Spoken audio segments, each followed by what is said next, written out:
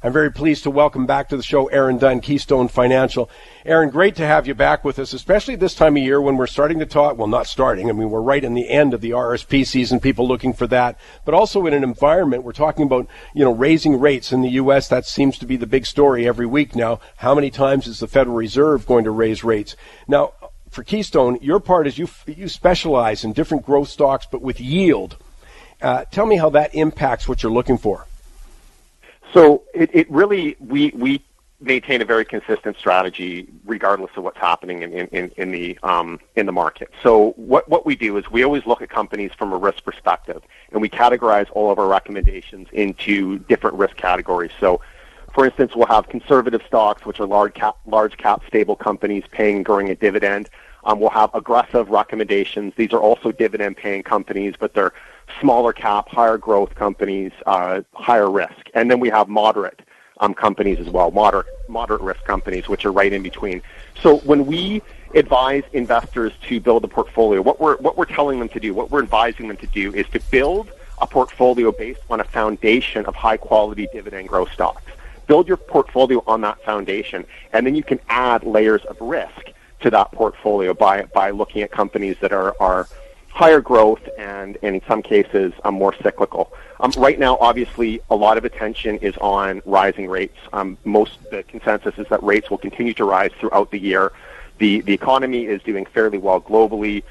Investor risk sentiment is fairly high right now, or investor risk appetite, rather, is fairly high right now. So when you have a situation like this, typically the more defensive names will tend to underperform in that type of environment. But that doesn't mean you don't touch those companies, because investor sentiment changes very rapidly. I mean, literally it can change by Monday.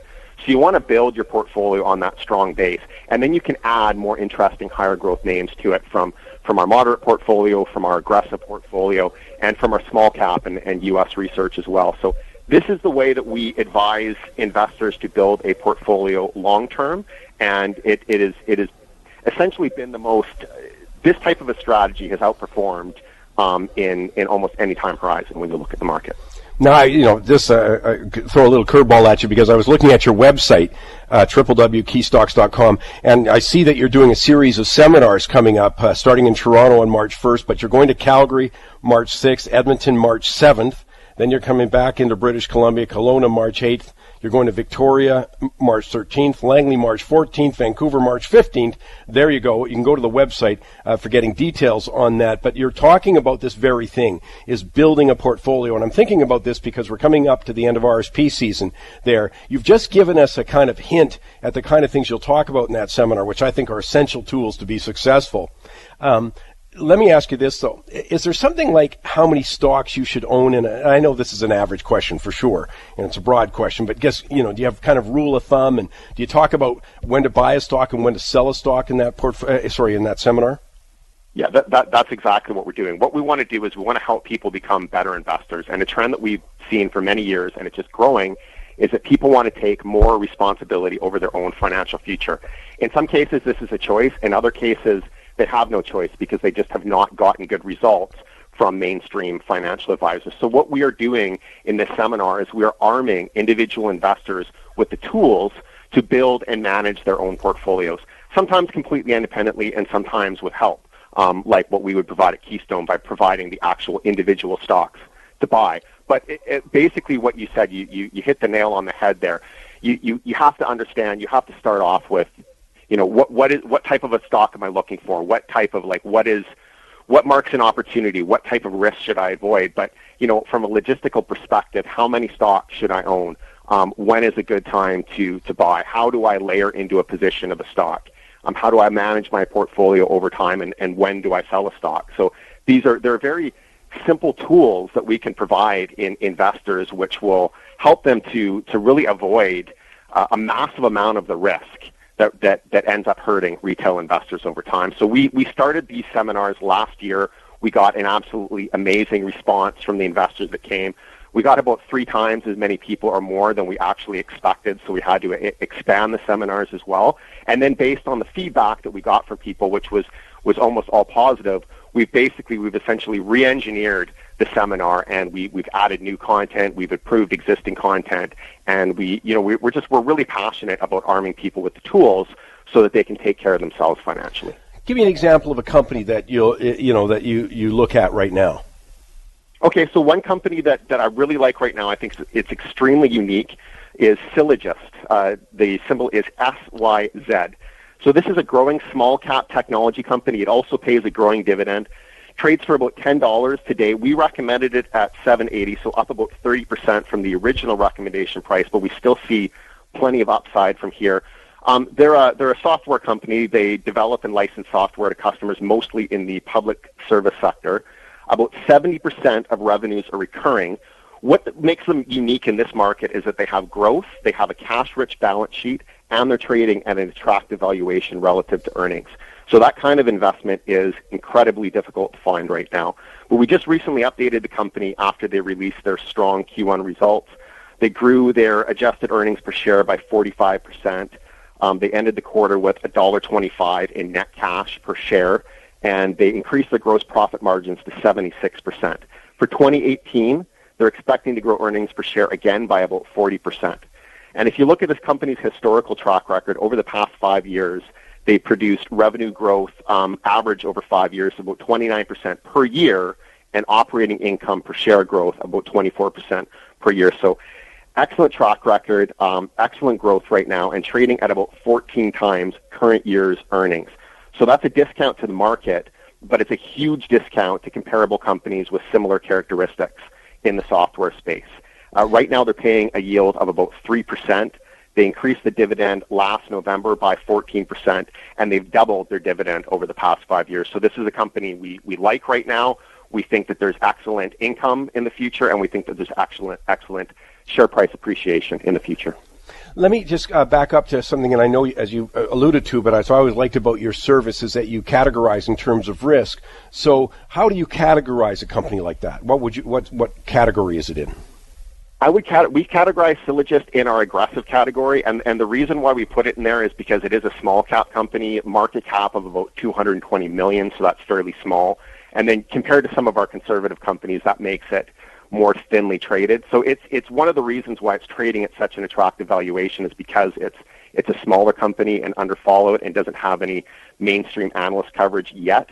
But we've seen these types of stories play out before, and as the company continues to grow, generate success, and revenues go higher and higher, institutions start to notice, and that's what drives the valuation up and the share price as well. I'm talking with Aaron Dunn, keystocks.com, keystocks.com, Keystone Financial, a series of seminars coming up. What a great example, though, of getting sort of some foundation. I get asked that all the time by people. How do I start? Well, this is a great place to start. Calgary, March 6th, Edmonton, the 7th, Kelowna, the 8th, Victoria, the 13th, Langley, the 14th, and Vancouver, the 15th. Information, go to keystocks.com. I'll take a break. I'm going to put him on the hook for another couple. I got a lightning round for him, too, but I got Aaron Dunn. I'm going to ask him for another couple of examples of things he's looking at today that you can put on your radar when we come back on the Money Talks Network. I never meant to call you in your sorrow.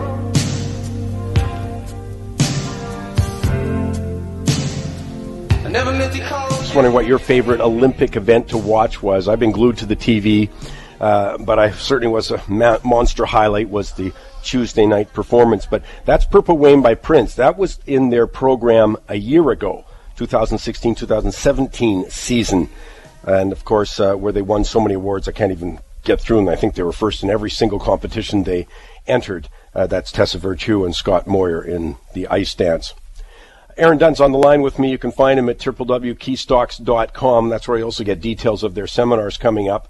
Aaron, you know me. I want to get some more ideas from you that we can put on our radar. Give me another one. Okay, so the next company is Algonquin Power and Utilities. The symbol is AQN.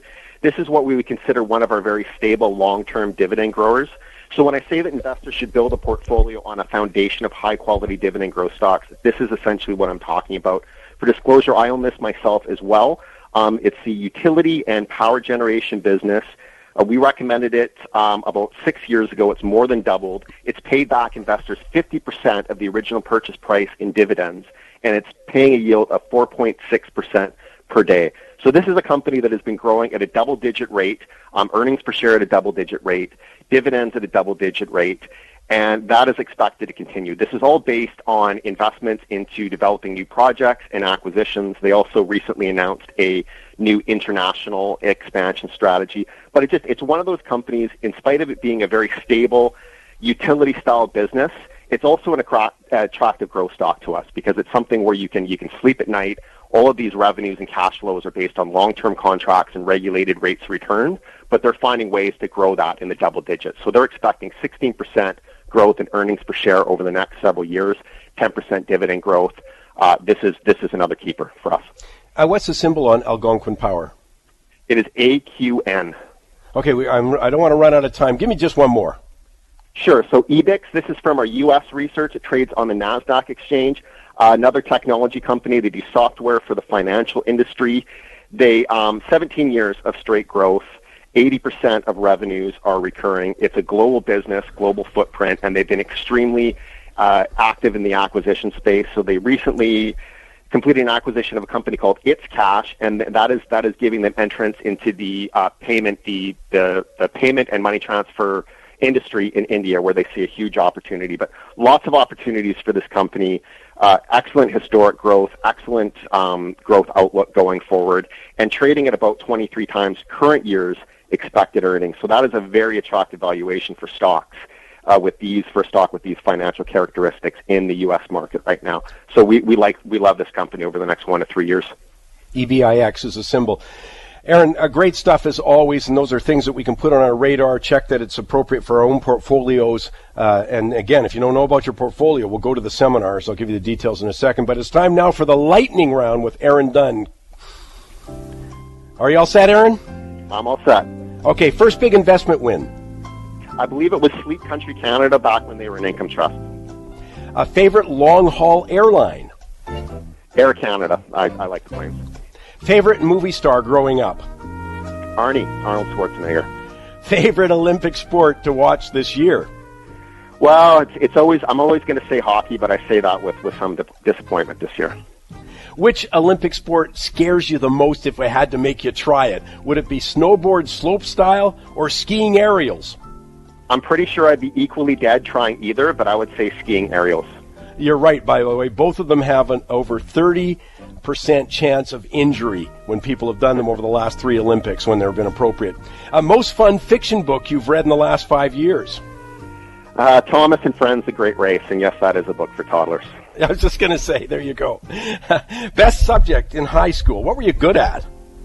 I was good at math. I also really liked history. And financial worry that keeps you up at night? The tendency for a lot of people not to learn from their mistakes and then blame something else when things go awry. We could apply that to politics. Most Absolutely. Interesting market in 2018? I like a lot of different markets, but I like technology right now, especially in the States. Lots of opportunities, I think, long term. And now, a pet, your choice. Dog, cat, canary, or goldfish? I like dogs, but for logistical reasons, goldfish. I was just going to say, there you go. Your favorite dessert if you're going out for a big night? Ice cream cake. Oh, ice cream is just a weakness for me, by the way. And your favorite financial show on radio? Oh, you know I love Money Talks with Michael Campbell. There you go. Aaron, thanks for taking the time. I just want to stay with me. I want to remind people that you're going to be, again, give those dates out. March 6th in Calgary, March 7th in Edmonton, Kelowna March 8th, Victoria March 13th, Langley March 14th, Vancouver 15th. I'm really glad you guys are doing this. And the reason is straightforward, is that the more information we get, this is foundational stuff, how you approach the markets. As I say, all those questions you alluded to earlier, I think that's just key stuff. You do a great job. And again, you just have to go to keystocks.com and sign up, Aaron?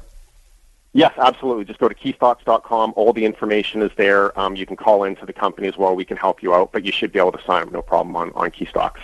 Well, great stuff. I know it'll be a good seminar. Aaron, thanks for finding the time with us. Thank you, Michael. Okay, we've got to take a break. I'm going to come back.